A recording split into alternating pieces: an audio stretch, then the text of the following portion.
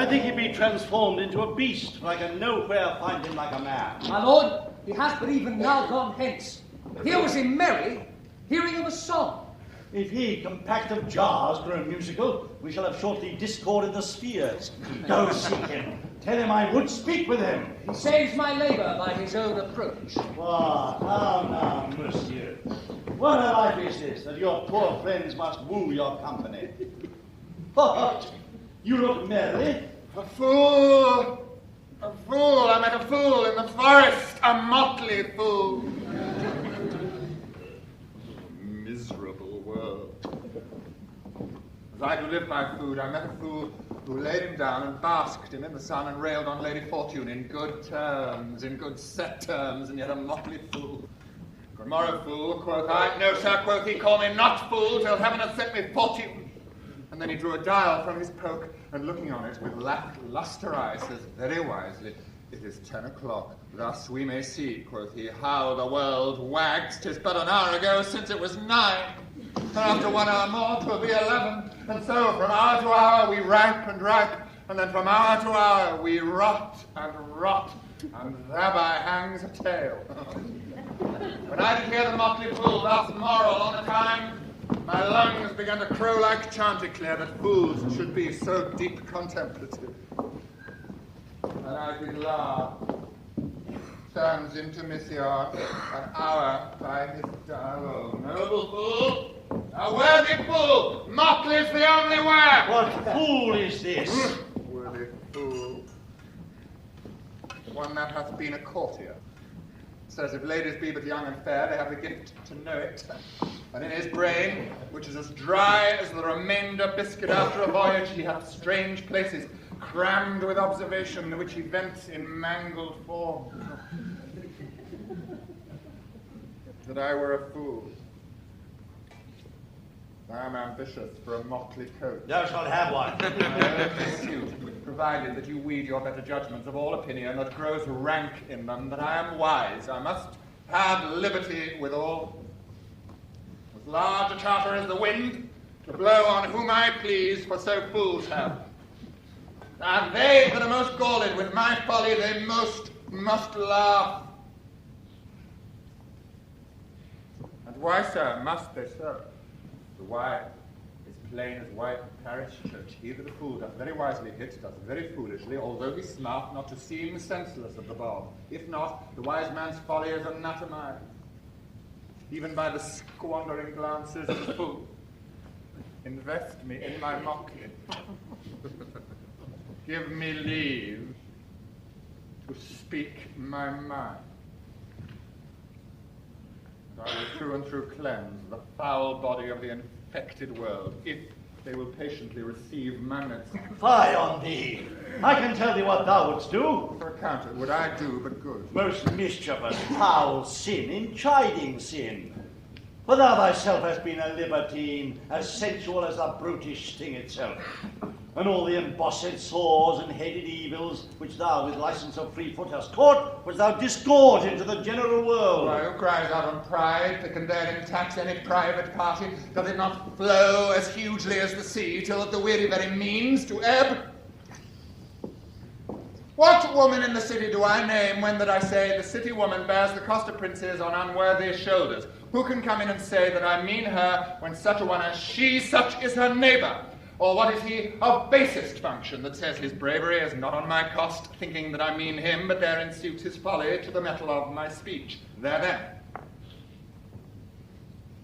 How then? What then? Let me see wherein my tongue hath wronged him. If it do him right, he hath wronged himself. If he be free, why then my taxing, like a wild goose, flies unclaimed of any man. Who comes here? Forbear! And eat no more. Well, eat not. Thou shalt not till necessity be served. Come on. Art thou thus boldened, man, by thy distress? Or else a rude despiser of good manners, that in civility thou seemst so empty? You touched my vein at first. A thorny point of bare distress hath ta'en from me the show of smooth civility. Yet am I inland bred, know some nurture. Forbear, I say! He dies that touches any of this fruit. Till I and my affairs are answered. You will not be answered with reason. I must die.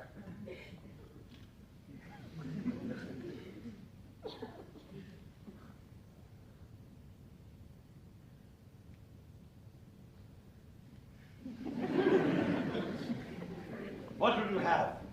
Your gentleness shall force more than your force move us to gentleness. I almost died for food and let me have it! Sit down and feed. And welcome to our table.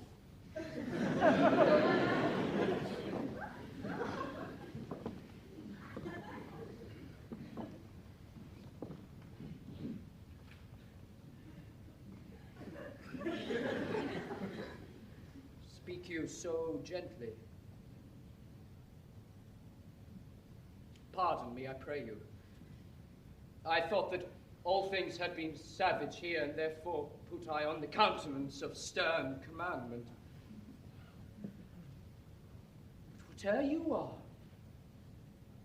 that in this desert inaccessible, under the shade of melancholy boughs, lose and neglect the creeping hours of time.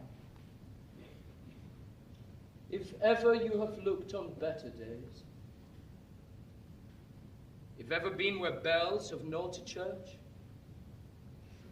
if ever sat at any good man's feast, if ever from your eyelids wiped a tear, know what 'tis to pity and be pitied. Let gentleness my strong enforcement be, in the which hope I blush and hide my soul. True is it that we have seen better days, and have with holy bell been knolled to church, and sat at good men's feasts, and wiped our eyes of drops that sacred pity hath engendered, and therefore sit you down in gentleness, and take upon command what help we have, that your wanting may be ministered. Oh, then but forbear your food a little while. Whilst like a dove, I go to find my fawn, and give it food. There is an old poor man who, after me, hath many a weary step limped in pure love, till he be first sufficed. Oppressed with two weak evils, age and hunger, I will not touch a bit. Go, find him out. We will nothing waste till you return. I thank you, and be blessed for your good comfort.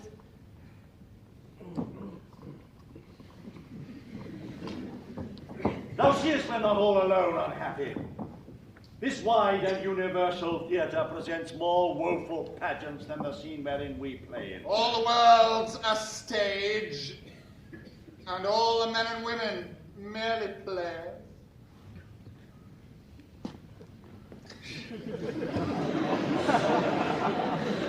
They have their exits and their entrances, and one man in his time plays many parts.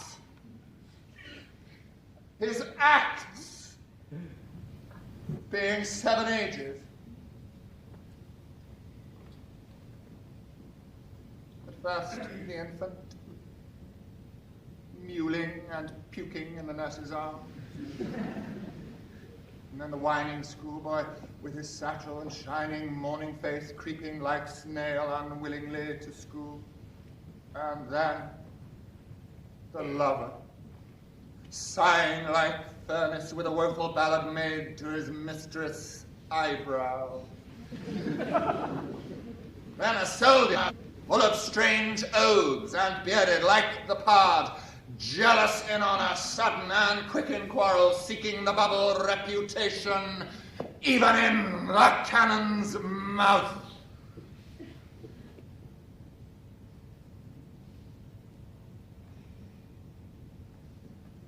And then the justice, in fair round belly, with good capon aligned, with eyes severe, and beard of formal cut, full of wise saw, modern instances. And so he plays his part.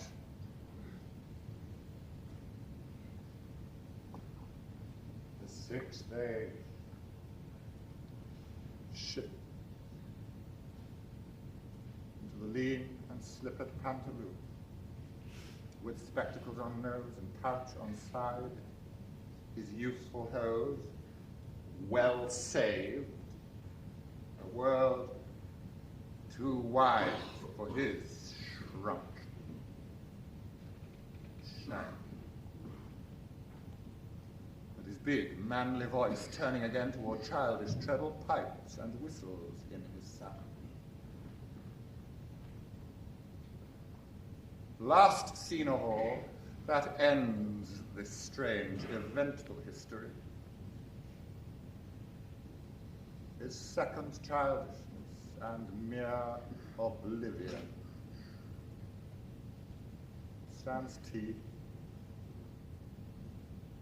sans eye, sans taste, sans everything.